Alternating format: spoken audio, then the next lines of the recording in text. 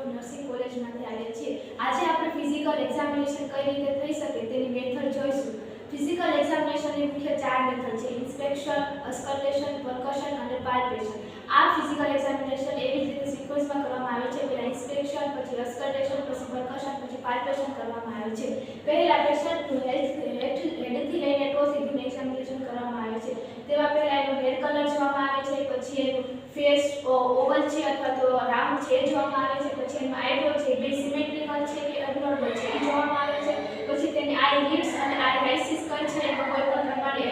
abnormal present છે કે નહીં તે જોવામાં આવે છે, પછી તેના સ્કેલેરા છે યલોસ છે કે તેનો કલર જોવામાં આવે છે, પછી તેની પીપલ્સ છે એ લાઇટમાં રિએક્ટ કરે છે કે નહીં એ જોવામાં આવે છે, કે તેમાં કોઈ એબનોર્મલ પ્રેઝન્ટ છે તે જોવામાં આવે છે, પછી તેની નોઇઝ જોવામાં આવે છે કે બે નોઇઝ સ્ટ્રીપ છે એ સિમેટ્રિકલ છે અને નોઇઝ સેપ્ટમ છે પ્રેઝન્ટ છે કે એબનોર્મલ છે તે જોવામાં આવે છે, પછી તેના બે ઇયર જોવામાં આવે છે બે સાઇડ સિમેટ્રિકલ છે કે નહીં તે જોવામાં આવે છે, પછી તેનું પેશન્ટનું હિયરિંગ પ્રોપર થઈ શકે છે કે નહીં થઈ શકે તે જોવામાં આવે છે, પછી તેનું ઇન્ટરનલ કોઈ ડિસ્ચાર્જ છે કે પલ્સ કલેક્શન છે કે નહીં તે જોવામાં આવે છે, પછી તેના લિપ્સનો કલર જોવામાં આવે છે ડ્રાય છે કે મોઇસ્ટ છે કે તેનો કલર જોવામાં આવે છે, પછી તેના ટીથ જોવામાં આવે છે વ્હાઇટ છે યલોઇશ છે, પછી તેના ગમ જોવામાં આવે છે કે તેમાં કોઈ પણ પ્રકારની બ્લીડિંગ છે કે નહીં તે જોવામાં આવે છે, પછી એને ટંગ જોવામાં આવે છે તે જે ટેસ્ટ કરી શકે છે પ્રોપર પ્રમાણમાં તેનું સેન્સ કરી શકે છે, તે સ્વાદ લઈ શકે છે અને તેનો કલર જોવામાં આવે છે, પછી તેનો નેકમાં તેનું થાઇરોઇડ ઇન્લાર્જમેન્ટ છે કે એબનોર્મલ છે તે જોવામાં આવે છે, પછી તેનો ચેસ્ટ જોવામાં આવે છે કે જે બ્રીથિંગ પ્રમાણ પ્રોપર પ્રમાણમાં અપ ડાઉન થાય છે કે નહીં, પછી તેનો એબ્ડોમેન જોવામાં આવે છે, એબ્ડોમેનમાં કોઈ પણ પ્રકારની પ્રીવિયસ સર્જરીના